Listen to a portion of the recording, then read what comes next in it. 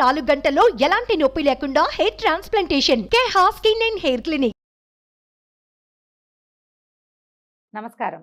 కార్తీక పురాణం 27వ రోజు పారాయణలోకి వచ్చాం. జనక మహారాజుకి మహర్షి ఇట్లా తెలియజేస్తున్నారు. కార్తీక వ్రతాలలో కేదారేశ్వర వ్రతం పుణ్యప్రదమైంది. అయితే ఈ కేదారేశ్వర వ్రతం మనకి పారాయణలో చివరికి వస్తోంది, కానీ కేదారేశ్వర వ్రతాన్ని ముందు కాలాల్లోనే చేసేస్తారు. చాలామంది మొదటి సోమవారము, రెండో సోమవారము, పౌర్ణమి నాడు పౌర్ణమి వ్రతంలాగా కూడా చేసుకుంటారు. చివరి వరకు ఎందుకు చెప్తారంటే ఆఖరి రోజుల్లో విన్నా కూడా, 27వ రోజు విన్నా కూడా 28వ రోజైనా చేసుకుంటారని. ముందు నోములు ఉన్న వాళ్ళంతా చేసుకుంటారు. ఇప్పుడు కనుక ఏదో ఒక ఉద్దీపన కలుగుతుంది మనకి, ఇది చేసుకుందాము, ఏదైనా మంచిది చేసుకుందాము, కబుక్కుని పూజ చేసుకుందాము అని అనిపించే వాళ్ళ కోసమని ఇది చివరిలోకి చెప్తారనమాట. అయితే ఈ కేదారేశ్వర వ్రతం పుణ్యప్రదమైనది, పరమేశ్వరునికి అత్యంత ప్రీతిదాయకమైన వ్రతం. బోళాశంకరుడైన పరమేశ్వరుడు ఈ వ్రతం ద్వారా తన కరుణా కటాక్షాల వల్ల అపారమైన సిరి సంపదలను, సకల శుభాలను ప్రసాదిస్తాడు.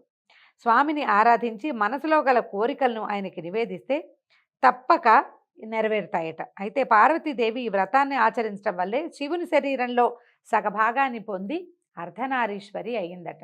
అయితే తొలుత కాలంలో శివపార్వతులు అర్ధనారీశ్వర స్వరూపంలో మనకి ఎప్పుడూ కనపడలేదు, అంతకుముందు లేదట. ఈ లేకపోతే ఈ కథ కూడా చాలా వింతగా చెప్తారు. శివపార్వతులు ఇద్దరూ కైలాసంలో ఉన్నప్పుడు ఒకసారి ఏమైందట, కైలాసానికి వస్తే సురగరుడ కిన్నెర గణాలు, తుంబురు నారదులు, అంటే నారదుడు మరియు తుంబురుడు, యక్షగంధర్వాదులు, ప్రమథగణాలు అందరూ కలిసి వివాహం చేసుకుని శివపార్వతులు ఇద్దరూ కలిసి వస్తే వాళ్ళకి చాలా హారతులు ఇచ్చి, నీరాజనాలు ఇచ్చి స్వాగతం పలికారట. ఘృతాచి, తిలోత్తమ, ఊర్వశి, రంభ మొదలైనటువంటి అప్సరసలందరూ కూడా చూడచక్కగా నాట్యం చేశారు. నారద తుంబురాదులు అపూర్వమైన గానంతో పరమేశ్వరిని కీర్తించారు. ఇక్కడ పార్వతీదేవి అప్పుడే వివాహం చేసుకొచ్చిందంటే బాలికగానే ఉంది, కన్య, కొత్తగా వివాహమైన అమ్మాయి. ఆమె చూస్తూ ఉంది తన భర్తకి వీళ్ళంతా ఎట్లా నైరాజనాలు పలుకుతున్నారు. సాధారణంగా భర్తలకి గౌరవాలు జరిగితే పక్కనున్న భార్యలకు కూడా ఎంతో కొంత లభిస్తాయి. అయితే అక్కడికి చేరుకున్న వారిలో ఏ ఒక్కరూ పార్వతీదేవికి నమస్కారం చేయలేదట. ఎవ్వరూ పార్వతీదేవికి నమస్కారం చేయలే. అందరూ పరమేశ్వరునే ప్రార్థిస్తున్నారు, ఆయనకే నీరాజనాలు. ఆయనతో పాటు ఆమె పక్కనుంది కాబట్టి ఆమె కూడా కొంచెం హారతులు అందుతున్నాయి అన్నమాట. అందులో ఈ ప్రమథగణాలు చాలా చిత్రంగా నాట్యాలు అవి చేస్తారు. స్వామికి నాట్యం అంటే ఇష్టం. పరమేశ్వరుడికి నాట్యహారతులు అవి ఇవ్వటం కూడా చాలా విశేషమైన సేవగా చెప్తారు. వచ్చిన అప్సరసలందరూ నాట్యాలు చేశారు, తుంబురు నారదులు గానం చేశారు. భృంగిరిట్టుడని ఒక ప్రమథగణాల్లో ఒకడు, నంది, శృంగి, భృంగి ఇలా పేర్లు చెప్తారు. ఈ భృంగి అపూర్వమైన రీతిలో నాట్యం చేశాడట. ఆ నాట్యం చేసేటప్పుడు ఆ హారతిస్తూ స్వామి చుట్టూతానే, శివుడి పరమేశ్వరుడి చుట్టూతానే హారతిస్తూ తిరిగాడట. తిరిగేసరికల్లా ఉన్న వాళ్ళంతా ఆనంద పరవశులైపోయారు. అది నీరాజనపు వెలుగులో పరమేశ్వరుడి మహాద్భుత దైవ సౌందర్యాన్ని చూస్తూ మైమరచిపోయారు అందరూ. అయితే పార్వతీదేవి తనని వదిలి ఈయన ఒక్కడికే హారతిస్తున్నారు అనే సంగతి అప్పుడు స్పష్టంగా తెలుసుకుందట. అంతకుముందు ఇద్దరు పక్కపక్కన ఉన్నప్పుడు హారతిస్తుంటే తను కూడా ఉన్నాననుకుంది. ఎప్పుడైతే ఈ భృంగి కేవలము పరమేశ్వరుడి చుట్టూ తానే నీరాజనాన్ని సమర్పిస్తూ తిరుగుతూ ఉండేసరికల్లా ఆమెకు తెలిసింది. అయితే అక్కడ ఉన్న వాళ్ళంతా ఆనంద పరవశులయ్యారు. పరమేశ్వరుడు లేచి వచ్చి నాట్యం చేసి మోకరించి ఉన్నటువంటి భృంగిని ప్రత్యేకంగా వెన్నుతట్టి మరీ మెచ్చుకున్నాడట. మెచ్చుకుంటే మొత్తం ఉన్న సమూహం అంతా కూడా, ప్రమథగణాలు, దైవగణాలు అందరూ కూడా నిలబడి ఉన్న పరమేశ్వరుడికి సాష్టాంగంగా ప్రణామాలు చేశారు, నమస్కారాలు చేశారు. పార్వతీదేవి వెనకాలుండిపోయింది, పరమేశ్వరుడు ముందుకు వెళ్ళాడు. ఆయన ఒకడికే వాళ్ళందరూ నమస్కరించారు. తనని ఒక్కదానిని వెలివేసినట్టుగా వదిలిపెట్టేయటం, అంతా శివుడి చుట్టూ తానే చేరటము పార్వతీదేవి మనసుకి చాలా కష్టం కలిగించిందట. ఏమిటి, ఈయన ఒక్కడికే దండం పెట్టినారు, నేను ఈయన భార్యని కదా అనిపించింది అనమాట. ఇది మనకు సహజంగా, లోక సహజంగా ఉండేది. ఇది దైవ సంబంధమైన వ్యవహారంగా ఎందుకు చెప్తున్నారంటే మనం ఎట్లా చేయకూడదో చెప్పడం కోసం అన్నమాట ఇది. అయితే ఇది అసలు దీనికి అంతటికి కారణం ఏమిటి, వీళ్ళు అప్పుడు పరమేశ్వరుని ఏకాంతంలో ఆవిడ అడిగిందట, స్వామి అందరూ నిన్ను నమస్కరిస్తారు, నేను కూడా నీకు నమస్కరిస్తాను, కానీ నన్నెందుకు వీళ్ళు వదిలిపెట్టేశారు, నాకెందుకు నమస్కారాలు నీలాగా ఎందుకు లభించలేదు అని అడిగితే, పరమార్థాన్ని ఆశించే భక్తులకు నీ వల్ల ఏమీ ప్రయోజనం లేదని ఆ విధంగా చేశారు. వీళ్ళంతా ముక్తిని కోరుకునేవాళ్ళు, శివ సాయుధ్యమే కావాలి వాళ్ళకి, అందుకని శివుణ్ణే ప్రార్థిస్తారు. నీ వల్ల వాళ్ళకి వనగూడే ప్రయోజనం ఏమీ లేదు, అంచేత నీకు నమస్కరించట్లేదు, నువ్వు నా భార్యగానే నమస్కరించబడ్డావు కానీ నీకుగా నమస్కారాలు లభించవు అనగానే ఆమె చాలా ఖిన్నురాలైపోయిందట పార్వతి. ఇంత తపస్సు చేసి తల్లి తండ్రిని కాదని గారాల బిడ్డని హిమవంతుడికి నేను అక్కడే ఉండకుండా వీరిని వివాహం చేసుకున్నాను. అపర్ణ ఆఖరికి ఆకులలమలు కూడా తినకుండా ఒట్టిగా వాయుభక్షణ చేసి ఈయన కోసం తపస్సు చేసి నేను ఈయన సాధిస్తే నాకే గొప్పతనము లేకుండా కేవలం భగవంతుడికి మాత్రమే గొప్ప, నేను ఆయన్ని చేరుకున్న నాకెందుకు ఈ గొప్ప లభించలేదు అని ఆవిడ చాలా ఆలోచించిందట. పైగా పరమేశ్వరుడు కూడా ఇల్లాలనైనా ఆలోచించకుండా తన అయోగ్యతను తెలియచేసేసాడు. నీకు యోగ్యత లేదు నమస్కారానికి అన్న వాక్యము ఆమెను చాలా కష్టపెట్టిందట. ఆవిడ ఏం చేసిందట, ఏ విధంగా అయినా ఈ దుస్థితిని తగ్గించుకోవాలి, పోగొట్టుకోవాలి. నాతో పాటు ఉన్న పక్కవాడికి నమస్కారం చేసి నాకు నమస్కారం చేయకపోతే లోపల ఎలా ఉంటుంది కష్టం. ఈ కష్టాన్ని తొలగించుకోవాలని ఆవిడ తపస్సు చేయటం ప్రారంభించింది. ఎంతకాలమో ఒంటరిగా తపస్సు చేసినట్ట వివాహం అయిన తర్వాతే. అప్పుడు కొంతకాలం గడిచాక సిద్ధుడి రూపంలో పరమేశ్వరుడు ఆ ప్రాంతానికి వచ్చేట. కోరిక పట్ల వ్యామోహంతో ఏకాగ్రతను సాధించలేకుండా నువ్వు ఎంతకాలం తపస్సు చేసినా ఏమీ ప్రయోజనాన్ని పొందలేవు. ఇది ప్రధానమైన పాయింట్ అండి. ఈ కథలో పార్వతీదేవి కూడా పరమేశ్వరుని వివాహం చేసుకోవాలి అన్న ఒక్క తలంపుతోటి తపస్సు చేసింది మొదట. ఆవిడ కన్యగా ఉన్నప్పుడు, అవివాహితగా ఉన్నప్పుడు ఆమె కోరిక తీరింది. కానీ ఆమె వివాహిత అయిన తర్వాత ఇట్లా అంటే తనకి గౌరవం లభించలేదన్న దాంతో చేసావు, నీకు ఏకాగ్రత కుదరటల. అప్పుడు ఆవిడ ఏకాగ్రత ఎవరి మీద ఉంది? మొదట శివుడి మీద ఉంది. భగవంతుని మీద ఏకాగ్రత ఉండటం వల్ల నీకు మొదటిసారి తపస్సు కుదిరింది. ఇప్పుడు నీకు భగవంతుని పట్ల ఏకాగ్రత లేదు, నీకు నీ మీదే ఉంది మనసు. ఇది కాదు ఉండవలసింది. నా కష్టం తీరాలి అన్న ఆలోచనతోటి చేసే పూజ పూర్తి స్థాయిలో ఫలించదు. ఈ కథలో మనకి ప్రత్యేకంగా చెప్పేది అదే. నాకు అది కావాలి, నాకు ఇది కావాలి, నాకు ఇది జరగాలి, నాకు ఈ కష్టం తీరాలి, నాకు అది అయిపోవాలి అన్న తలంపుతో ఉన్నవాడికి భగవంతుని పట్ల ఏకాగ్రత కుదరదు. నాకు ఏదవ్వాలో అది చెయ్యి, నన్ను ఏం చేస్తావో అంతా నీ చేతిలో ఉంది, నువ్వే నాకు కావాలని తపస్సు చేస్తేనే, నువ్వే నాకు కావాలని పూజిస్తేనే భగవంతుడు మన యందు ప్రవర్తిస్తాడు. మన కష్టం భగవంతుడి కష్టం అవుతుంది, ఆయనే తీర్చుకుంటాడు. ఎవరికి ఆకలిస్తే వాళ్ళు తింటారు, ఎవరికి నొప్పొస్తే వాళ్ళు మందేసుకుంటారు. భగవంతుడు కూడా అంతే.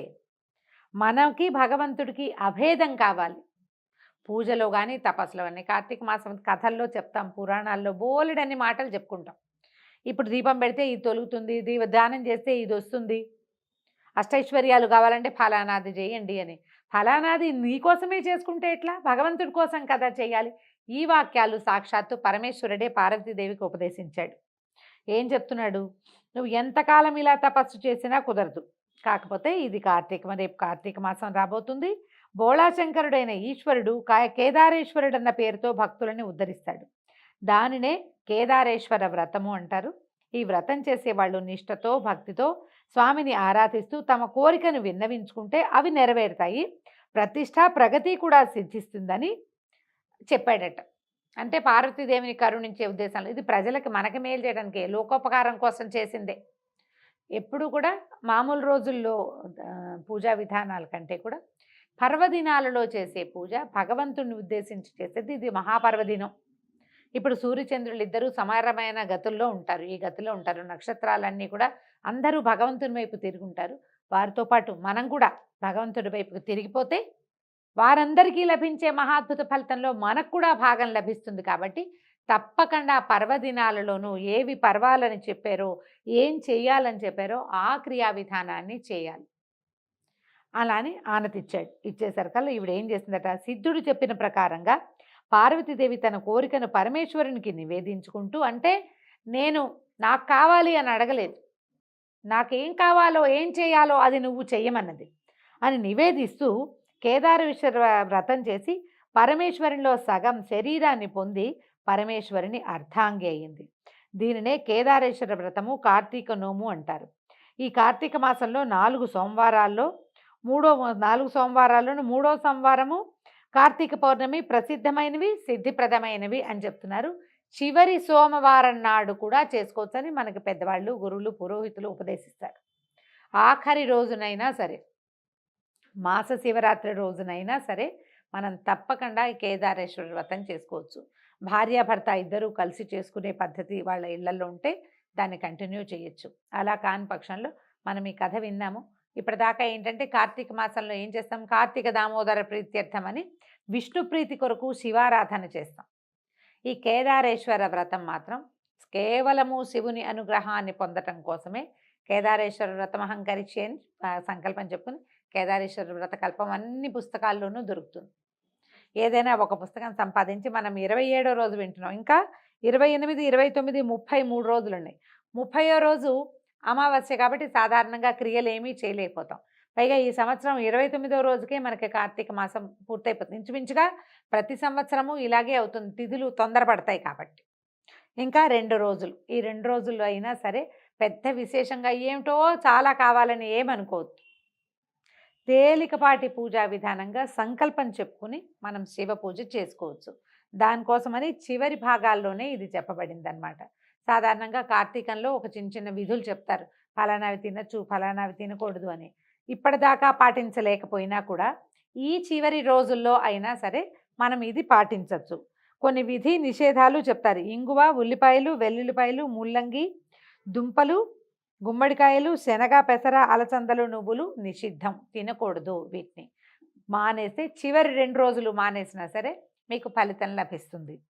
తర్వాత మాంసాహారం నిషిద్ధం, చివరి 2 రోజులైనా. ఇట్లు నిషిద్ధమైన వస్తువులు తింటే 7 జన్మాల దరిద్రం సంప్రాప్తిస్తుందని శాస్త్రవచనం. మరి ఇప్పటిదాకా తినేసామండి, ఈ 2 రోజుల్లో మనం మానేస్తే మాత్రం ఏమొస్తుంది అంటే మంచి పని ఒకసారి చేసినా సరే, ఒకసారి చేసినా కూడా ఫలితం ఇస్తుంది. ఇది కార్తీకం కాబట్టి ఇప్పుడే విన్నాము, ఇవాళే తెలుసుకున్నాము కాబట్టి మానేద్దాం అని భావించినా ఆల్రెడీ వింటూ ఉన్నవాళ్ళు కూడా ఇతరులకు ఎవరికైనా ఇదిగో ఇలా ప్రత్యేకంగా చెప్పారు, చివరి 2-3 రోజులైనా మానేస్తే కూడా మంచిదేట అని చెప్పి చేయించగలిగితే మంచిది. దేవాలయ దర్శనం తప్పనిసరిగా చేయవలసిన విధి కార్తీకంలో. చివరి 3 రోజుల్లో ఏ రోజు కుదిరితే, ఏ పూట కుదిరితే ఆ పూటైనా, అమావాస్య నాడు కూడా దర్శనం చేసుకోవచ్చండి. శివాలయానికి వెళ్ళొచ్చు, విష్ణువాలయానికి వెళ్ళొచ్చు. సమీపంలో ఉన్న ఏ ఆలయంలో అయినా దీపారాధన చేసుకోవచ్చు. దీపదానాన్ని అందరూ స్వీకరించట్లేదని కొంచెం బాధపడుతున్నాం. దేవాలయంలో దీపం పెట్టి వదిలిపెట్టి వచ్చేసినా కూడా ఫలితం లభిస్తుంది. తర్వాత కంచు పాత్రలో భోజనం చేయకూడదు. ఆదివారం ఇంకా రాదనుకుంటా కొబ్బరి, ఉసిరి తినకూడదు. తర్వాత భోజన సమయంలో మౌనంగా ఉండాలి. కార్తీక పురాణం తప్పకుండా వినాలి. చివరి 3 రోజులైనా సరే పురాణాన్ని వినే ప్రయత్నం చేసుకోండి. దీంతో 27వ రోజు పారాయణ పూర్తయిపోయింది. రేపు ఉదయం 28వ రోజు పారాయణలో మళ్ళీ కలుసుకుందాం. నమస్కారం.